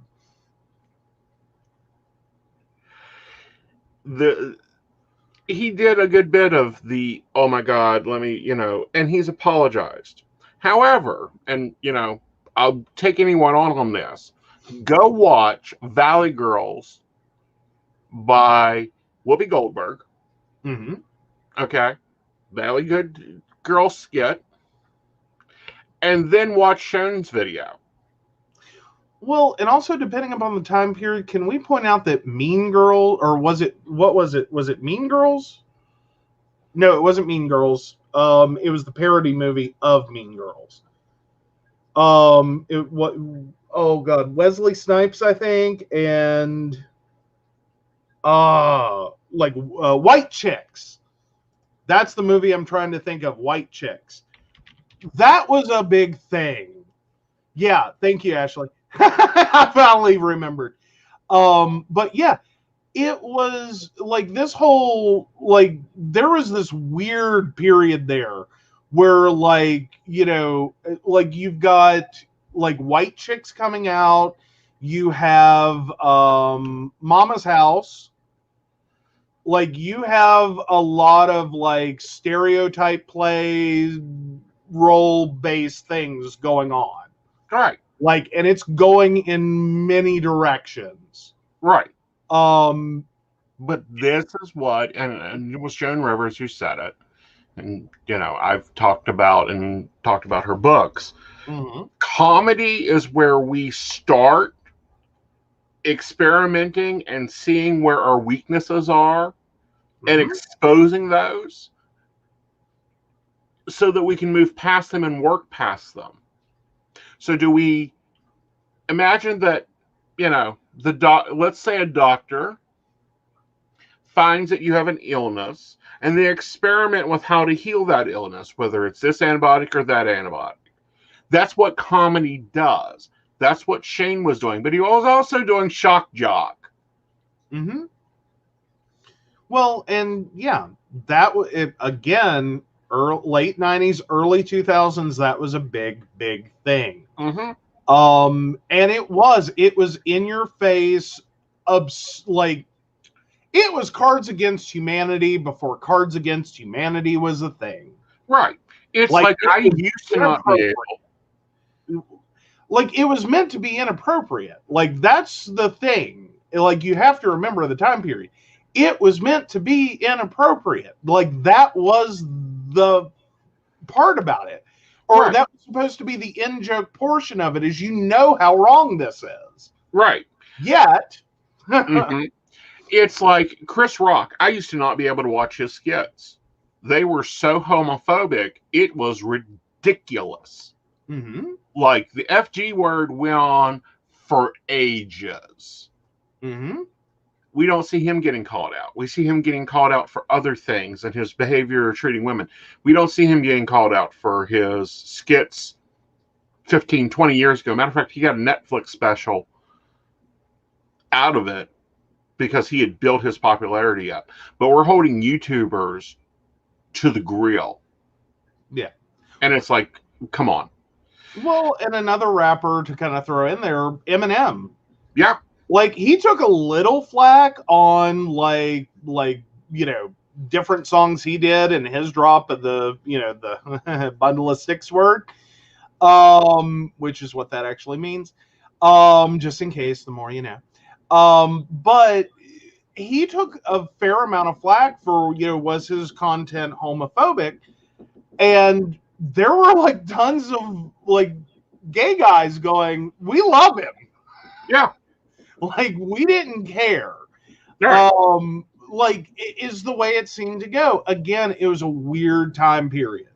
I will say it was a weird time period to be like hearing this stuff while at the same time like appreciating someone's music. Right. Or, Snoop, Tupac. Listen to him. It's got the N word with hard R all the way through it. This is the problem we have with this cross-generation changing of views. And I think they're just singling out Shane. So do I think Shane will come back? Yes. Do I think that Jenna Marbles will come back? Yes. Oh, and Dave Chappelle was just on CNN making comments about the riots. Well, and I think this kind of leads into a slightly bigger discussion of persona. And the commenter here, we need your birth date. Yes, we do need a birth date. Nana Mai? Yeah. I'm guessing. Give me a thumbs up or down if I got that right. Yeah. I hope. I'm guessing. But no, the reality that YouTube personalities, that literally anyone you're watching on TV, like talk show hosts, all of them have a persona. This, to some degree, this is a character they play. Right. Like, Ellen got into a controversy that her, she comes off really nice, but behind the scenes is a total nightmare. And this has been leveled at her. So it starts to question whether you're seeing a person or a persona. Mm-hmm. And what you're seeing, and that many people doing YouTube videos that are develop a persona. This is an outward facing person that the public sees. Notorious for that, and we've talked about it before, was Joan Crawford. She had a very, very crafted persona for the public. Right. There is no way anyone acted like that in private all the time. Mm-hmm. I'm not saying she was a horrible person and the child-beating monster necessarily from Mommy Dearest. I'm just saying she probably had some bad days where she was not. No, I'm sorry. I think Mother Dearest was true to fact. Ellen got canceled because she comes off friendly and nice and really highly developed on television, but behind the scenes, she's a boss woman. And it's like, no, I'm not talking to this guest until I talk to this guest. No, I won't speak to you after the interview. And then also her show was built to where she was she could come in, do her shit, do her stick, do her thing, and then leave. And she had built a framework of people around her to handle the everyday dealings, like, the expressing videos and production and all that. And those people were taking on and hiding things from her. So she never knew, like, one of her producers was trading favorable sexual behaviors from interns for them to get jobs. Mm-hmm. Well, and it does create the issue, though, is that, that is like, to some degree, I can understand it and then go, but what did you expect? Sort of like what you're saying. She's running a business. She's running multiple businesses. Yeah. Can we just talk about, the reality in that is that, especially as a woman in business, being nice means you're a pushover. Yeah. Like, that's what everyone's expecting, is you're just going to take whatever crap someone dumps on you. Right. And make it work. And smile and be polite and friendly and super helpful. Uh-huh. And no, she's running a business. Well, not only that, but I can understand this, as she wanted to have natural reactions to the people that were coming on her shows, the conversations that she was naturally having. And we've had to put this in on some of our stories. I'm like, we're not talking about this till the show. Because some of the things like hot takes and, some of the more, where I know that we're going to have opposite directions on this, views on things, I want for the show. I want for our listeners to see that. Whereas if we're sitting here commonly talking about it over the dinner table, one, it's like I should turn the camera on for you guys. Basically. And two, we'll get to the show and it'll be like, well, we saw a story on Shane Dawson and him appearing up in his boyfriend's videos, and we don't think that it's a big deal. All right, next topic. Yeah. it does change the conversation, and it becomes rehearsed. It's like, I already know what he's going to say. He already knows what I'm going to say. We're both sitting here going, okay, how do we keep this calm and civil? Uh-huh. Because And there's some stories that we've discussed off camera, and we have spirited debates about them. Mm-hmm. Mm-hmm. And we do have a birthday for... We do. Let's go ahead and take that question. So Naina Mai, 5/11/99. Which year will I get married in, and how will I meet my future spouse? All right. So you will get married in 2027. It is after you have completed something, so you'll either be leaving a job, moving, something to that effect. And it shows here with it being the new adventure with the Ace of Swords and the Seven of Cups here, that you'll probably meet them by chance at a social gathering. So they're not connected to you. All right.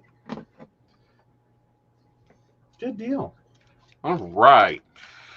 All right. So yeah, I mean, there's a lot of social stuff that is now going on. This is where I think social justice needs to also remember social history. And I also think why insult comedy is becoming such an issue. Mm-hmm. And I'm not calling anyone out, but most of the times it has to do with people getting offended for people. Well, there can be a case of that, most certainly. There can also just be kind of like what you're saying, not understanding the historical context. Right. And then the assumption that, like, the person you're seeing 20 years ago is the same person you're seeing today. Right. And moreover, that as you're seeing an actor, like this is my add-in, as you're seeing someone who is effectively an actor, like if they have a popular YouTube channel, if they have a sitcom or a TV show, there's a person behind that character.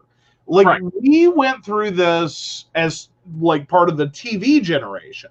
A lot of people met their favorite TV stars, and they have this expectation that when you meet Jessica Fletcher, aka Angela Lansbury, or you meet Rose Nyland, aka Betty White, on the street, that they're going to be the same person you've watched on television. Right. And they're not. Right. At all. They are not. A skill of their craft is being able to convince you they're this person. And we've seen this for years happen, that suddenly we have, a beloved star of stage and screen get totally, so to speak, shit-wrecked because of their personal life and how they interact with real human beings in the real world. Right. Well, and it's kind of like, and we've talked about this. I get into Aeson gear right before a live show, or different things, and that's because in my real life I'm not sweet and cuddly, and oh, just come love on me. It's like, no, go away, basically. And I make it known I am a bitch in business. I am a bitch in the boardroom. And I don't, have a persona, but I have a mode of operation. And actresses that play I don't know, like Angela Lansbury, which character of hers are you wanting? Are you wanting Jessica Fletcher? Are you wanting, and it's, yeah. I mean, do you want her character from Cat on a Hot Tin Roof? Which, if you haven't seen that, that's a character. Are you wanting Bedknobs and Broomsticks? Yeah. The Clumsy Witch. Or the Teapot. Beauty and the Beast. Like, she has convinced you of a lot of things over the years. You're gonna, like, not all of those are her. And they may have nothing to do with her. Mm-hmm. Betty White's been a lot of characters over the years. Even going so far as being, Jane in a Tarzan and Jane skit on, I think it was Johnny Carson. Yeah. So, I mean, I don't know that you necessarily, Betty White, we love you, but you're 99. I don't think we want to see you in a two-piece anymore. I don't think she wants to be in a two-piece anymore. Yeah, love. At 99, I don't know you're going to be rocking a two-piece anymore. But back in the day, there's a skit, you can find it online, that she did in a two-piece. Well, not only that, but I don't know which show it was, but there was kind of a little scandal of Betty White, and oh god, the cute little actor that was in the marriage movie she done. What is his name? He's in everything. Oh, I'm drawing a blank. I'm sorry. He's cute. He's sweet. Oh, what, Ryan Reynolds? Yes. Yeah. Betty White meets Ryan Reynolds. Yes. Yeah. No. Well, and then like Sandra Bullock gave her so much crap for a Lifetime Achievement Award. Well, Sandra Bullock, Sandra Bullock needs to come see me because she keeps dating bad men. Well, that seems to be her movie repertoire. But well, it's like Carol Burnett. You think that she's nice and sweet and lovely. She is known to be a comic bitch. Like she wants her green M&Ms. Mm-hmm. Well, yeah. Well, but then you have like the rest of that, so to speak, skit of Betty White's Lifetime Achievement Award was that, Betty White gets up there and just hands it right back to her and says, and if you if you needed further proof, you are a wonderful, Sandra Bullock is a wonderful shining example of how far a plain looking girl can get in this industry. Leveled the house. Yes. She is a shark. Do you know she's still collecting revenue from Golden Girls? Mm-hmm. And it's going to some animal charity, but she was a big shark. Her, Angela Lansbury. Well, she came into television in the very beginning days when it was still like an experiment. We'll see what happens. We'll throw this all together. That was Betty White's entry to television. Like, she's been on game shows. She has been in this industry. She has hustled. But yeah, she's seen every contract and every crappy version of it that she hadn't signed. That there is. She knows how to get a good deal, and I'm sure she has a lovely, lovely agent and business manager. Probably have had a few over the years because I think she's outlived them. Fired them. Or fired them. As well as a wonderful law firm. Yeah. That will go through this with a fine-tooth comb and be like, no. Yeah, but she is still collecting revenues, and every time TNT play Golden Girls, she earns some money. Mm-hmm. One of the only stars left to do that. And see, that's the thing that SAG's it's going to be fun checking out with SAG is, you do a sponsorship. Are you going to be getting repetitive money for it? Mm-hmm. That'll be interesting to see. Oh, absolutely. Yep.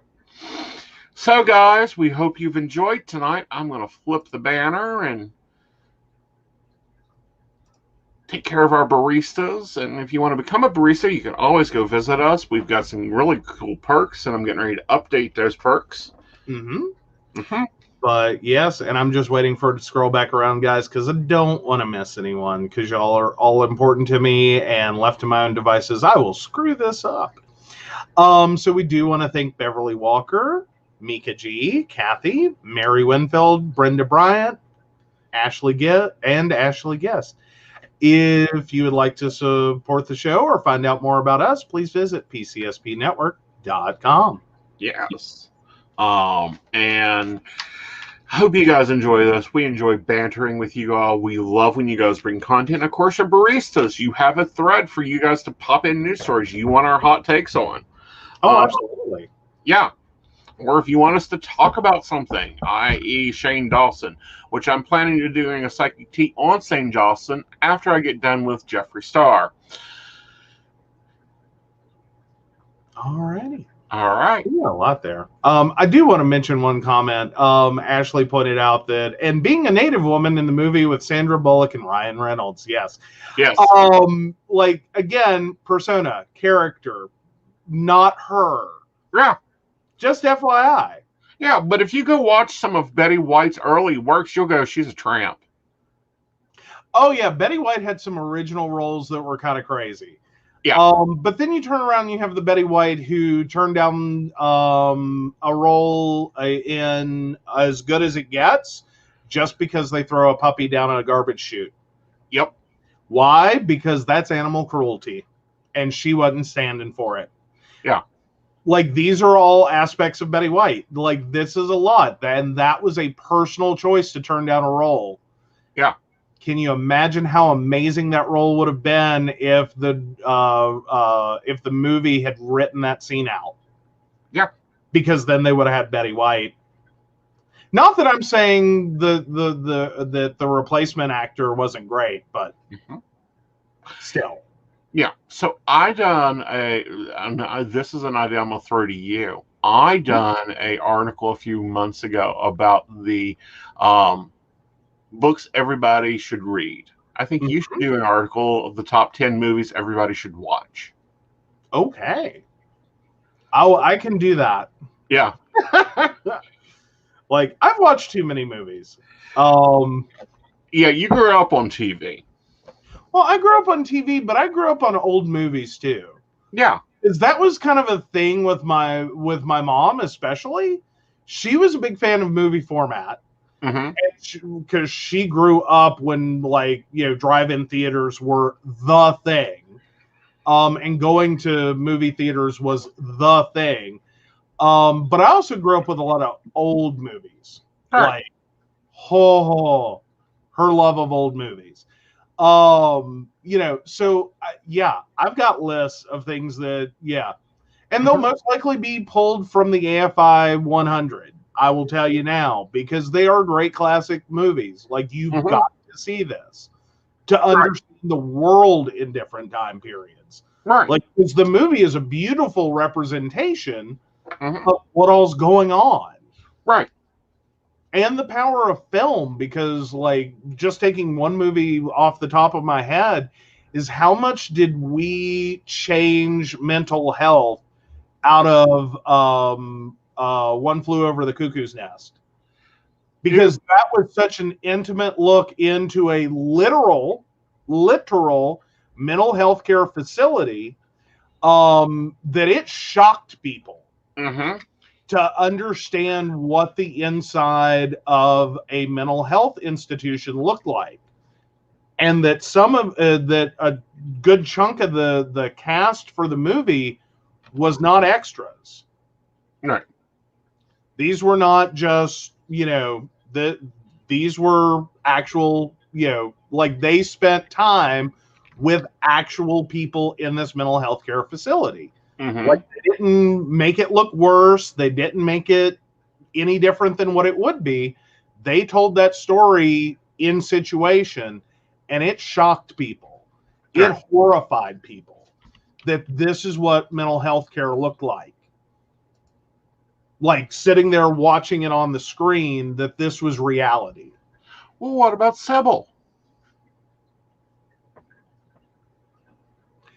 Define. Bringing up and actually showing what multiple personalities is like. You know, it was obsessed by fans of non-fictional blockbuster from 1973. The movie stars Sally Fields and Joanna Woodworth, and the woman named Sybil, and 16 different personalities. I will say that's one I haven't seen. You found one on me. I know. Like, I'm still working through the AFI Top 100. Like, I am. I don't even know if it's made the top 100. Okay. But was one of those movies that, for me, exposed psychology to begin with, and the human brain and human, psychology side of it, not the human psyche, but also showed how multiple personalities works, and how they can be treated, or how people live with them. I mean, these are things that have changed culture.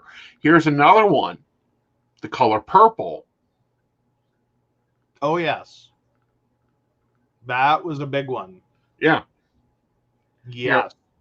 It made Oprah Winfrey, but it also brought to light a lot of the injustices in our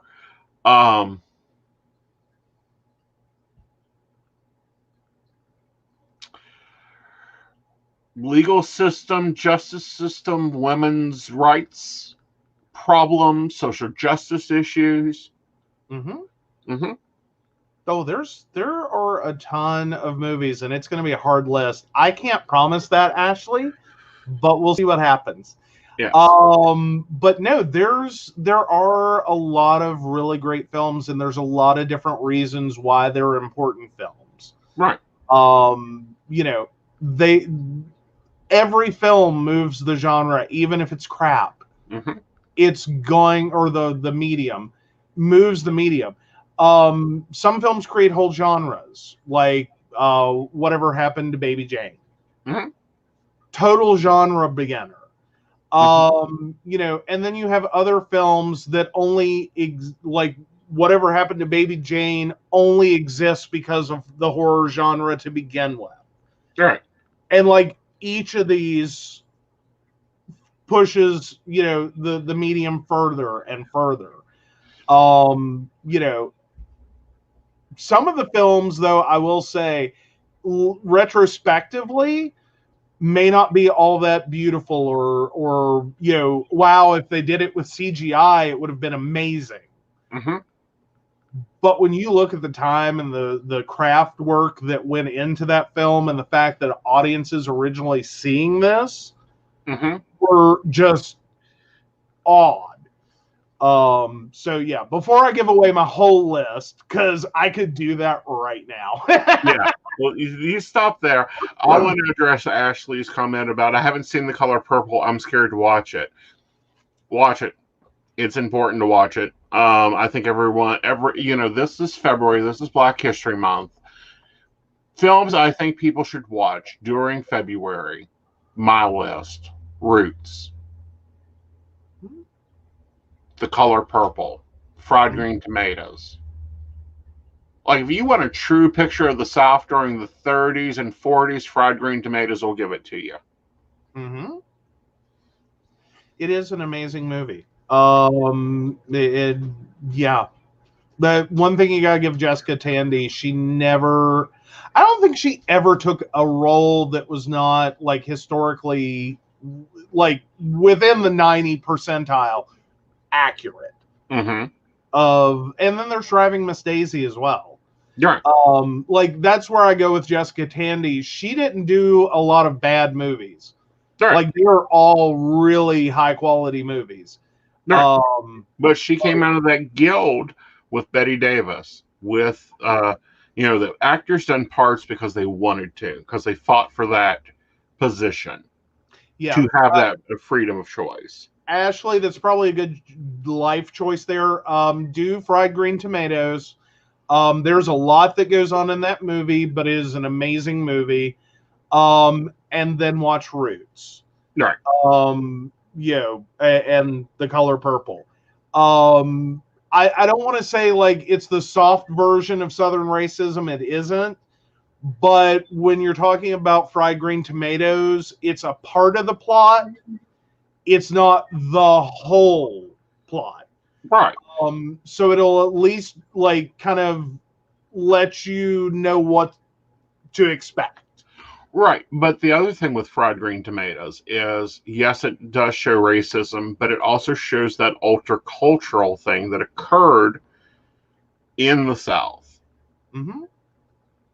Well, and the fact that this was like before you get to 1964 and the Equal Rights Act, you have to back up and like 30 some years in history and see that there are people that are already starting to get that this is where we need to be headed. Right. That like even in the Deep South, like it's already clicking for people. Mm-hmm. Yeah. Because you don't just go from, slavery to the Equal Rights Act with nothing in between. Right. Like there's a long period there where like brains and minds change. Right. And there's a long period there where people had a different society and different societal views. Mm-hmm. Within cultures, within states, within little areas. Mm-hmm. And meanwhile, Ashley, I just want to know, when you watch Fried Green Tomatoes, when she says the line about the chicken, about the egg, I want to know how hard you hit the floor. Because that was the line that got me the first time I ever watched that movie. When she starts talking about the egg, I about died. Because it is the most intelligent line, but it is also one of the craziest lines in the movie.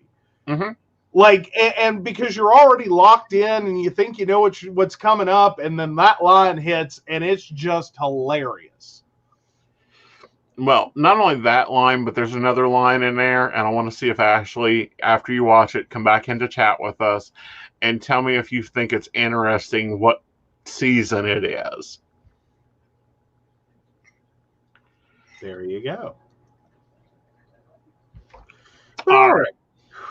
So, guys, we're almost at the longest we've ever done a show. We've enjoyed talking.